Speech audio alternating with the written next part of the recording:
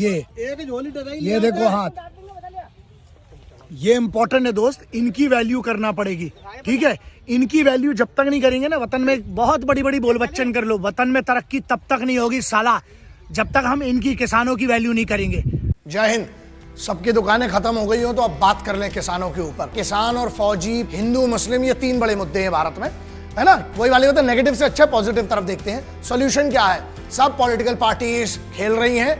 हमने पहले भी कहा था कि सवाल नहीं, जवाब पर बात कीजिए। ऑल टाइम फेवरेट जो मैं हमेशा बोलते आया हूं वो ये है कि सिर्फ हंगामा खड़ा करना मेरा मकसद नहीं, मेरी कोशिश है कि ये सूरत बदलनी चाहिए। मेरी तरफ से जो सुझाव है, ऑब्जर्वेशन है, जो सॉल्यूशन है, जो मुझे लगता है अगर सरकार अडॉप्ट करेगी तो ये पूरा मुद्दा ही खत्म हो सकता है और बहुत सिंपल किया जा सकता है। देखिए, किसी के लिए सुरक्षित नहीं है ये। हर चीज आपकी इकोनॉमी पर असर डालेगी, आपकी जीडीपी पर असर डालेगी, आपके देश के अंदर के माहौल, बाहर की आपकी छवि पर जो है वो असर डालेगी। तो आइए सॉल्यूशन पे बात करते हैं। मुझे जो लगता है, मेरे सुझाव जो सॉल्यूशन है जो सरकार करे तो बहुत साधारण, बहुत सिंपल हो सकता है। जैसे एक तो ये है कि हम क्यों ना एक ऐसा स्टैंडर्ड ट्राई पार्टी जो अग्रीमेंट जिसको कहते हैं, वो ऐसा होता है कि किसान हो गई पहली पार्टी, दूसरी पार्टी हो गई कॉर्पोरेट कंपनी, तीसरा सरकार। अगर इसमें एक ट्राई पार्टी अग्रीमेंट हो तो बहुत अच्छी बात है, क्योंकि उनको डर रहेगा कि सरकार इसमें इन्वॉल्व है, तो लीगैलिटी वाला एक एंगल जो है वो किसानों की तरफ से इसको संभाला जा सकता है। अब जो आती है, जो एफपीओज हैं, वहां पर ये आती है कि जो ये ग्रुप्स रहेंगे, ठीक है, प्रोड्यूसर्स ग्रुप जो है फार्मर्स के, वो उनका एक ऐसा अग्रीमेंट सरकार तैयार करके उनको दे, एक ड्राफ्ट तैयार कर दे, जिसको हम सैंपल ड्राफ्टिंग बोलते हैं, वो तैयार कर दे। उसमें सिर्फ 2-3 जगह छोड़ दे। जैसे एक जगह ये है कि जो नाम रहेगा किसान का या एफपीओ का जो नाम रहेगा, वो किसान की तरफ से जो रिप्रेजेंटेटर है उनका नाम जो रहेगा, जो फाइनल रेट होगा उसको खाली स्थान छोड़ दिया जाए। उसके बाद एड्रेस छोड़ दिया जाए। उसके बाद जो ऐसी जानकारी है जो कॉमन नहीं हो सकती है वो छोड़ दिया जाए और एक स्टैंडर्ड ड्राफ्ट तैयार कर दिया जाए। वो ड्राफ्ट जो है वो किसानों के पास पहले ही पहुंच जाए, और वो हिंदी भाषा में हो, राष्ट्रभाषा में हो, या फिर जो उनकी एक लोकल लैंग्वेज जो वहां के कोर्ट्स में चलती है, जो जहां पर भी चलती है, उसमें वो पढ़ पाए, समझ पाए, और एक एडवांस में उनको दे दिया जाए।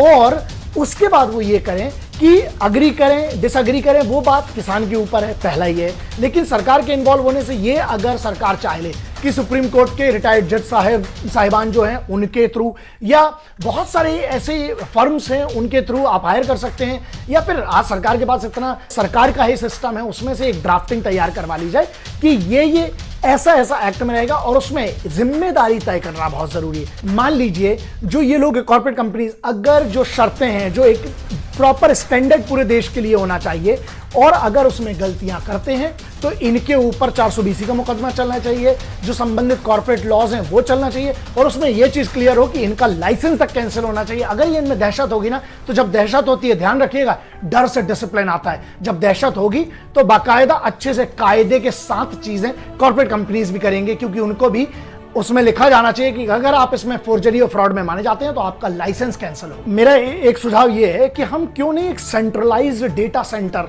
क्यों नहीं बना सकते। हम कोई बहुत बड़ी लागत नहीं आती, 4-5 सर्वर लगते हैं, और पूरे किसानों को हम एक ऐसी प्रोसेस से जोड़ दें, सरकारी ऐसी प्रक्रिया से जोड़ दें कि जहां पर उनको लॉगिन पासवर्ड हो, सबको आता है। देखिए आज की डेट में मैक्सिमम में जो कंज्यूमर्स पढ़ रहा था, जो मोबाइल के हैं, सबके पास कहीं ना कहीं ऐसे हैं जहां पर इंटरनेट का वो उपयोग करते हैं। किसान भी करते हैं, नहीं करते तो उनके बच्चे उपयोग करते हैं, यूथ है, जो युवा जो रैलियों में है वो भी तो उपयोग करता है। उनको कैसे पता चला? ये इंटरनेट के ही माध्यम से। तो हम एक डेटा सेंटर बना सकते हैं, और उसमें ये चीज क्लियर होना चाहिए, किसी ना किसी को तो आपको अकाउंटेबल साबित करना पड़ेगा ना, कि अगर शिकायतें कुछ होती है, जो इनके डिस्प्यूट्स होते हैं, क्योंकि ये एक मुद्दा है, सबको ये लग रहा है कि कॉर्पोरेट्स हमारे ऊपर हावी हो जाएंगे, तो अगर ये मुद्दा होता है तो उसके लिए जिम्मेदार कौन होगा, मतलब उस डिस्प्यूट को सॉल्व कौन करेगा।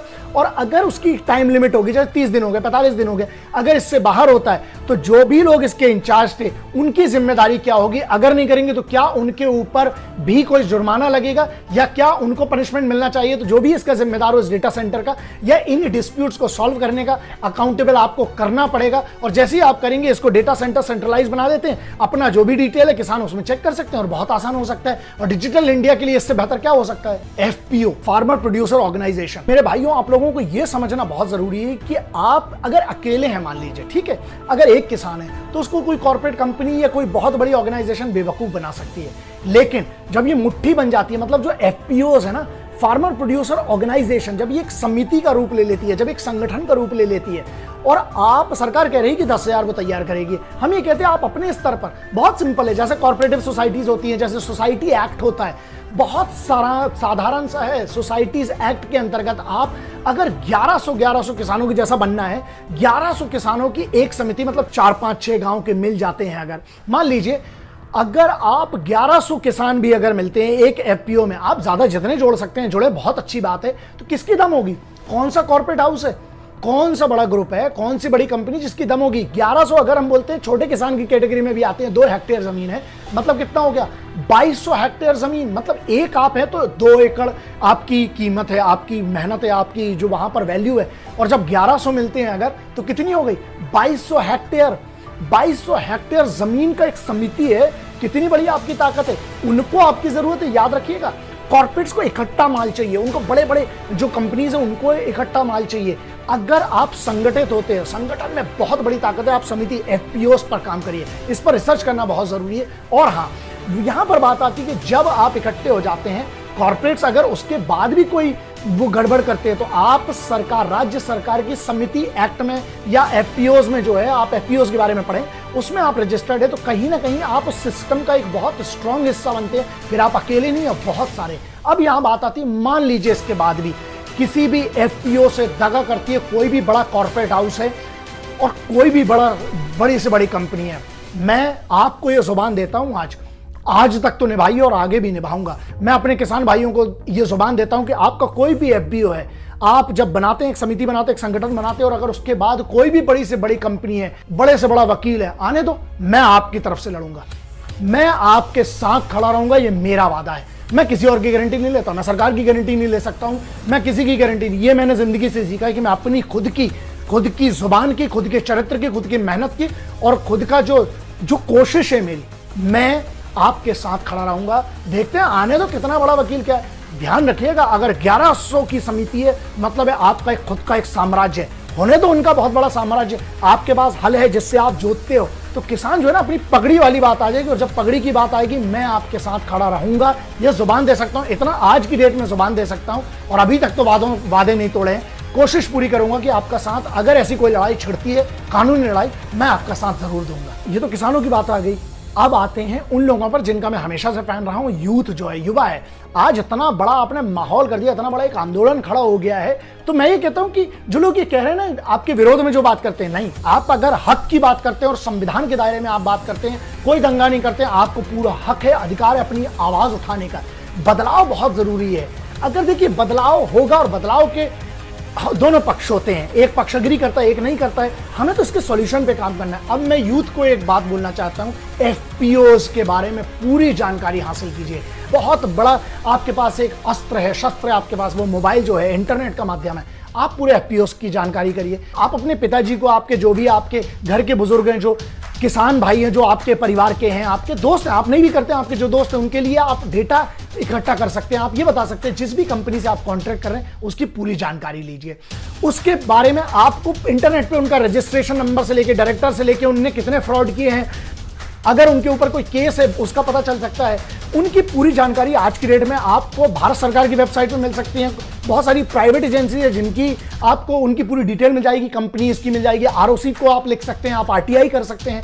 हड़बड़ी में मत आइएगा। अकेले किसान का कॉन्ट्रैक्ट करने से बेहतर है आप अपने परिवार को बोलिए कि सब लोग मिलकर एफपीओस के माध्यम से, समितियों के माध्यम से आप कॉन्ट्रैक्ट करें, ठीक है।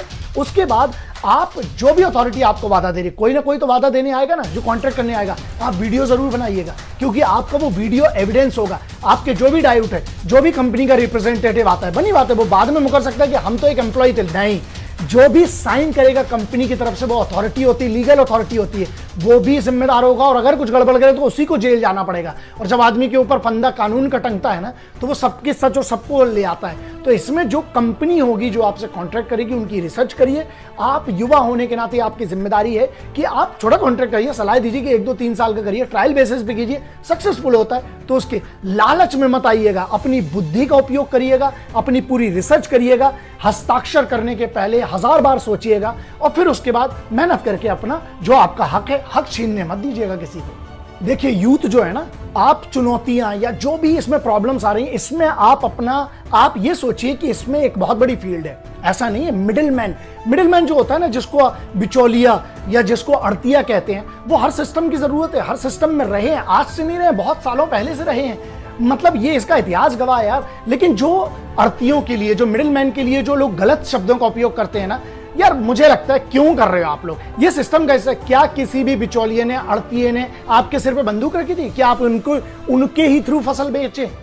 यार ये कैसी बात करते हैं? उनका एक पूरा ड्यू प्रोसेस में, अब वो प्राइवेट में भी आएंगे और क्या बात करते हैं। जो लोग ये कहते हैं कि नहीं हम इनको सिस्टम से हटा देंगे, आप बहुत बड़े बेवकूफ हैं। कैसे हैं आप? अगर सत्ता के गलियारों में बात करो तो इन्हें पावर ब्रोकर्स कहा जाता है। अमेरिका, लंदन की आप बात करो, यूके की बात करो, और बाहर की जो सत्ताधीश होते हैं, जो सत्ता का पैटर्न होता है, वहां पे बात करो तो इनको लॉबिस्ट कहा जाता है। ये हर जगह होते हैं, ये सिस्टम का हिस्सा है। हाँ, इनको अगर चैनलाइज किया जाए, आप भी उसका एक सिस्टम का एक हिस्सा बन सकते हैं। आप अपनी मेहनत करते हैं, इनको सम्मान मिलना जरूरी है।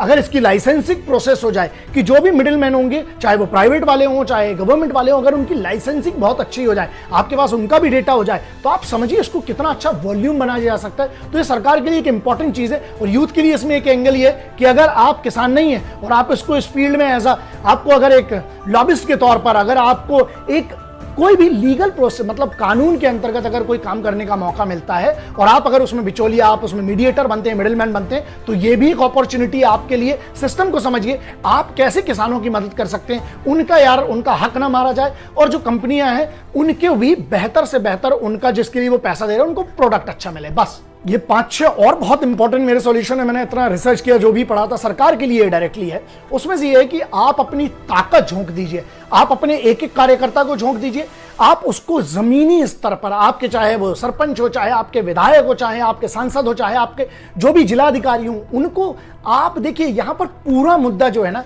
वो है कंफ्यूजन का। आप समझिए, यहां पर ये है कि लोग ये कह रहे हैं कि सरकार विरोधी है, आप साबित कर दीजिए भाई। सवाल किया जा, सवाल का मतलब ये नहीं है कि दाग दे दिया गया, आपसे सवाल किया गया, आप सवाल का जवाब दीजिए, उनके डाउट्स क्लियर कर दीजिए कि जो मंडियां हैं वो बंद नहीं होंगी, जो किसान है उनका हक नहीं मारा जाएगा, जो कॉर्पोरेट कंपनीज है उनको उनका जो जिसके लिए वो पैसा डाल रहे हैं उनको वो मिलेगा। मेरे को कोई लेना देना नहीं कॉर्पोरेट कंपनीज और ये जो कॉर्पोरेट हाउसेज और जो भी बड़ी कंपनीज हैं। मैं ये बात कर रहा हूँ, किसानों को डाउट है, जो बिचौलियां हैं उनको डाउट है, उनके डाउट्स आप क्लियर कर दीजिए। आपको उनको भरोसे में लेना पड़ेगा, और जैसे ही आपने उनके पूरे प्रश्नों के उत्तर दे दिए, उनको अग्री कर लिया, पूरा मुद्दा वहीं खत्म है। सबके झुंझुने वो छिन जाएंगे। अब अभी आपके ऊपर है, अगर आप फेल होते हैं तो आप फेल हुए, उनने सवाल किया, आप उत्तर दीजिए, खत्म कीजिए। सरकार के लिए जो रिमोट सेंसिंग सैटेलाइट्स होती है ना, जो डिजिटल इंडिया के तहत आप एक बहुत बड़ा काम कर सकते हैं। डिजिटल क्रांति हो सकती है कि हम बहुत सारी ऐसी सैटेलाइट्स की तैयारी की जाती है, जहां से पूरा का पूरा मौसम बताया जा सकता है, जहां से फसलों की जमीन के अंदर की पूरी जानकारी दी जा सकती है। तो आप अगर ऐसा एक पूरा का पूरा एक सिस्टम बना देते हैं, किसानों की अगर मदद हो जाती है। आप सोचिए कि अगर वो एक एप्लीकेशन पर, क्यों नहीं हम ऐसी सेंसिंग टेक्नोलॉजी तैयार कर सकते हैं? भारत का ब्रेन क्यों विदेश जाता है? हम उनका उपयोग क्यों नहीं कर सकते हैं? ऐसे ऐसे साइंटिस्ट हैं, ऐसे ऐसे यूथ हैं जो कंप्यूटर में मास्टर्स हैं, उनका उपयोग जरूर कीजिए। इससे बेहतर मौका नहीं मिल सकता है कि हम अगर एक पूरे सॉफ्टवेयर तैयार कर दें। किसान ने अपनी जमीन की फोटो या वीडियो लिया, उसने एक जगह अपलोड किया, वहां से एनालिस्ट होंगे, वो एनालिस्ट ये बता सकते हैं कि आपकी इस जमीन पर, या जो लोकल अथॉरिटी होगी वो सॉइल से पूरा का पूरा ये सिस्टम ऐसा तैयार कर दे कि आपके लिए ये फसल अच्छी है। और ये मालूम है मुझे, सिस्टम में बहुत सारा इंप्रूवमेंट हुआ है, लेकिन हम सैटेलाइट्स के माध्यम से वो सेंसिंग जो पूरी टेक्नोलॉजी होती है उसको अगर हम डेवलप करेंगे, इतनी बड़ी क्रांति आप ला सकते हैं कि पूरी दुनिया हमको फॉलो करके। क्योंकि याद रखें, जो पूरा का पूरा सिस्टम है ना, सिर्फ ब्रिटेन में सक्सेसफुल हुआ था, और वो भी इसलिए क्योंकि उनका $10 बिलियन की उनकी सब्सिडी होती है। हमारे इधर पैसे की हम बात नहीं करते, हम कंपैरिजन किसी से नहीं करते, उनसे क्या कर सकते हैं? वो 7-8 करोड़ की पॉपुलेशन वाले, अमेरिका 32 करोड़ की पॉपुलेशन वाला है। हम ये बात करते हैं, लेकिन जो हमारी खोपड़ी है ना हिंदुस्तान की, हमारा हौसला, हमारे युवाओं का, हमारे इधर का जो दिमाग है यार, हम चाहते हैं कि इस देश के उन युवाओं का मस्तिष्क का, उनके ज्ञान का, उनके जोश का उपयोग करके हम किसानों को कैसा फायदा उठा सकते हैं। और at the end of the day ये स्किल इंडिया में उनका उपयोग हो, उनको रोजगार मिलेगा। उसके बाद जो है हमारे इधर कौशल भारत में उनको रोजगार मिल सकता है। और हमारे पास कितना आत्मनिर्भर भारत बनाने के लिए युवाओं को आप मौका दीजिए। मुझे पूरा भरोसा है कि अगर सही तरीके से चैनलाइज किया जाएगा तो इस चीज को कन्वर्ट किया जा सकता है एक बहुत बड़ी क्रांति में, और डिजिटल क्रांति भी हो सकती है इससे। डेटा, क्रॉप, वेदर और सॉइल, मतलब data analysis, crop analysis, soil analysis. अगर हमारे बच्चों को हम हमारी एजुकेशन पॉलिसी में अगर हम ये चीज पढ़ाएं ना, उनको उनके एनालिसिस करने के लिए पूरे को पूरा कोर्स किया जाए। आप खुद सोचिए, मुझे बड़ा दुख लगता है कि लोग कहते हैं कि मतलब किसान के बच्चे को डॉक्टर बनना है, इंजीनियर बनना है। क्यों नहीं किसान के बच्चे को इतना अभिमान दिया जाता है कि किसान के परिवार का लड़का ये बोले कि मुझे किसान ही बनना है? भाई मैं किसान हूं, मुझे कुछ काम करने की जरूरत नहीं है, मैं अपने खेत से अपनी इज्जत भी कमा सकता हूं, अपनी रोजी रोटी भी कमा सकता हूं? ये बहुत बड़ा सवाल है। तो मुझे लगता है कि हमें स्कूल कॉलेजेस में इसको इंट्रोड्यूस करना चाहिए। सिर्फ एग्रीकल्चर कॉलेज की बात नहीं कर रहा हूं, इसमें टेक्नोलॉजी ऐड करना चाहिए। एनालिसिस, आपको पता है दुनिया के हाईएस्ट पेड लोग हैं जिन्हें हम डेटा एनालिस्ट कहते हैं, जिन्हें हम ये एनालिसिस करते हैं, जो जमीन के अंदर असेसमेंट करते हैं या किसी भी चीज का असेसमेंट करते हैं। हम यूथ को वो मौका देते हैं। स्कूल से ही अगर आप डाल देंगे, एजुकेशन पॉलिसी में अगर ये चीज डाली जाएगी, उनके लिए रोजगार भी बन जाएगा। और किसान के बच्चे को अगर अपनी ही फील्ड का, अपने ही घर का, अपनी ही माटी का, अपनी ही जमीन का अगर एनालिसिस करके और वो अगर अपनी सम्मान से रोजी रोटी कमा सकता है तो क्यों बाहर जाएगा? आप सोचिए कितना पलायन हम रोक सकते हैं। तो यही है, ध्यान रखिएगा साहब, घर छोड़ना किसी को पसंद नहीं है। वो तो मजबूरी होती है कि लोगों को, किसानों के बच्चों को शहर छोड़कर, मतलब अपने गांव छोड़कर बाहर जाना पड़ता है, किसी को पसंद नहीं है। तो कोशिश करें कि हम इकट्ठा करके इन बच्चों को ये मौका दें और इस टाइप के हम साइंटिस्ट और इस टाइप के हम एनालिस्ट अपने सिस्टम में स्कूल से ही तैयार करना शुरू कर दें। यहां जो डर है, डर को मिटाने के लिए एक बहुत सिंपल मेरी तरफ से जो सोल्यूशन जो मैं समझ पाया वो ये है कि क्यों नहीं एक ऐसा कॉन्ट्रैक्ट होना चाहिए जिसमें एक बड़े स्ट्रिक्ट लॉ का मेंशन होना चाहिए कि अगर आपने किसान के हक की कमाई मारी, यदि आपने किसान जो इतनी मेहनत करके, जो अपना खून पसीना देकर आपके लिए, जो बनी बात है कंपनीज के लिए काम करेगा, तो जो उसने फसल उगाई, जो उसने प्रोडक्ट उगाया, अगर उसकी सही कीमत सही वक्त पर नहीं मिलती है, कोई चीटिंग होती है, कोई बहुत बड़ा मैनिपुलेशन करते हैं कॉर्पोरेट हाउसेस, तो उनका लाइसेंस कैंसिल होना चाहिए। ये कानून में क्लियर, कॉन्ट्रैक्ट में क्लियर मेंशन होना चाहिए। दूसरा, अगर कोई ऐसी कंपनी है, कॉर्पोरेट हाउस है या कोई बहुत बड़ी एजेंसी है जो किसानों के एफपीओ के साथ अगर, और या इंडिविजुअल किसान के साथ कोई दगा करती है, बहुत बड़ा ऐसा कुछ होता है कि इस कारण से उसको आत्महत्या करना पड़े, तो ऐसी कंपनी के हर सदस्य पर, डायरेक्टर्स पर राष्ट्रद्रोह का मुकदमा चलना चाहिए। अगर वो इसके लिए राजी है तो कॉन्ट्रैक्ट होना बहुत आसान हो जाएगा, और नहीं है तो मतलब समझ जाइए कि इनकी नियत साफ नहीं है। बहुत सिंपल सा है, बहुत सीधा सा है। तीनों नए एक्ट में अगर किसानों के साथ कुछ भी गलत होता है, आपको अकाउंटेबिलिटी निर्धारित करना पड़ेगी, क्योंकि दुनिया की जितनी भी चीजें फेल हुई है ना, वो सिर्फ एक कारण से हुई है, और वो ये था कि जिम्मेदार कौन था। हमारे इधर जिम्मेदारी से बचने के बड़े रास्ते, जिसको बोलते हैं ना, जुगाड़ लगा लेते हैं, बच जाते हैं। नहीं, यहां नहीं होना चाहिए। किसानों के खिलाफ अगर इन एक्ट्स के कारण अगर किसी ने भी कुछ गलती की है, मतलब अगर किसानों का बहुत बड़ा नुकसान होता है, उनके साथ धोखा होता है, अकाउंटेबल कौन होगा? ये अगर कॉन्ट्रैक्ट में मेंशन हो जाए कि इसकी जिम्मेदारी इस आदमी की होगी और इसको पनिशमेंट किया जाएगा कानून के अंतर्गत, अगर इतना सा हो जाएगा ना, वैसे ही आदमी सीधी लाइन में चलने लगता है। तो यह जरूरी है, अकाउंटेबिलिटी निर्धारित करना पड़ेगी। देखिए, मैंने तीनों बिल्स, तीनों एक्ट्स का पूरा जितना एक्ट्स में क्या लिखा हुआ है, किसान किस बात का मुद्दा बनाए हैं, किस बात पर मांग कर रहे हैं, क्या उनके सवाल हैं, वो आपको बता दिए। इसके बाद सरकार क्या कह रही है, सरकार ने अपने क्या क्या सॉल्यूशन दिए हैं, अपनी तरफ से क्या पक्ष रखा है वो बता दिया। मैं क्या सोचता हूं, और इसका सॉल्यूशन होना बहुत जरूरी है। देखिए, ये किसी के लिए अच्छा नहीं है। आज महामारी में अगर इतने बड़े बड़े आंदोलन हो रहे हैं तो उनकी सुरक्षा पर भी बात आती है, लेकिन यहां पर कुछ ऐसे सवाल हैं, आप किसी के बहकावे में मत आइएगा। देखिए, बहुत सरल सा तरीका है, आपको कोई मजबूर नहीं कर सकता है कि आप अपनी फसल किसको बेचें। ठीक है, किसान के तौर पर मेरी अपील है, मेरी जो समझ है, जो मैं ये बताना चाहता हूं, आपको कोई मजबूर नहीं कर सकता है। दूसरा, आप मेहनत करके अपना पसीना बहा के कमाने वाले आदमी हैं, कुछ नहीं भी होगा तो आप कमा लेंगे। लेकिन यहां पर हम सबको मिलकर, स्पेशली युवाओं को मिलकर, हम सबको एक साथ मिलकर जिम्मेदारियां लेना पड़ेगी। और हमें रिसर्च जरूर करिए। जो बच्चे हैं आपके, जो आप लोग हो ना, यूथ हो, आप अपनी रिसर्च करिए। और इतना एमएसपी का सरकार से मैं यही कहना चाहता हूं कि देखिए, अगर एमएसपी पर इतना बड़ा मुद्दा है, हाँ ये गलती तो हुई है ना, क्योंकि जमीनी स्तर पे आपने इसको नीचे से ऊपर नहीं ले गए, ऊपर से नीचे आ रहा है। तो जमीनी स्तर पर जो जो प्रॉब्लम्स हुई हैं, जो जो डाउट्स हैं, उसको क्लियर कीजिए। अगर एमएसपी का इतना बड़ा इशू है तो 4 लाइन डाल के इसको खत्म कर दीजिए, सीधे कानून में ये चीज आ जाए। और अगर वो नहीं कर सकते हैं तो स्ट्रिक्ट लॉ इतना तो हो कि कंपनी वाला किसान के साथ फ्रॉड ना कर सके, और यदि करता है तो उस पर, पूरी कंपनी पर, पूरे डायरेक्टर्स पर मुकदमा चलना चाहिए। और राष्ट्रद्रोह से कम कुछ भी नहीं, और कठिन से कठिन, बड़ी से बड़ी प्रताड़ित वाली सजा जब तक नहीं देंगे तब तक लोग सुधरेंगे नहीं। क्योंकि किसान के साथ, अगर आप सोचिए, अन्नदाता के साथ अगर धोखा होगा तो कहीं ना कहीं हम आप सब जिम्मेदार होंगे। तो अपना ध्यान रखिएगा, किसी के बहकावे में मत आइएगा, अपनी खुद की पढ़ाई कीजिए, मेरी भी बातें मत मानिए। आप जो मैंने बातें रखी हैं, आप उस पर सोचिए, गौर कीजिए, आप अपना निर्णय लीजिए, अपनी बुद्धि का उपयोग कीजिए। अपने माता पिताजी का तजुर्बा जो है, जो उनको इस चीज के बारे में पता है, उनसे पूछिए, बुजुर्गों के साथ बैठिए, ज्ञान लीजिए और अपना निर्णय लेके मुझे लगता है हम सबको मिलकर अपने इस हिंदुस्तान, अपने भारत को बेहतर बनाना है।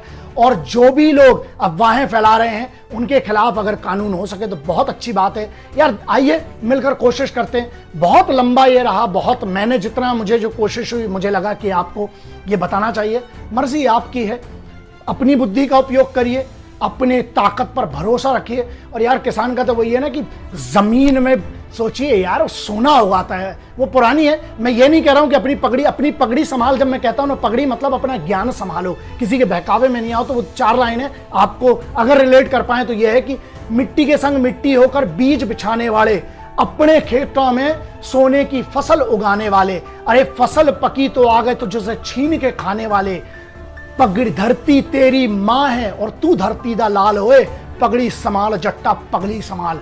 अपनी पगड़ी, आपकी इज्जत, आपकी वो खेती, उसको संभालिए और कोई आपको मजबूर नहीं कर सकता है। बुद्धि का उपयोग करिए, अपने निर्णय पर अडिग रहिए। और सरकार से ये है कि यार जल्दी से जल्दी जो मांगे हैं उनको पूरी करके जल्दी से जल्दी हमारे देश को बेहतर बनाने में सब इकट्ठा बनकर और बेहतर बनाते हैं। जय हिंद, वंदे मातरम, इंकलाब जिंदाबाद, भारत माता की जय। जय जवान जय किसान। भैया बहुत बहुत धन्यवाद यार दोस्त, बहुत बहुत धन्यवाद। जय हो भैया।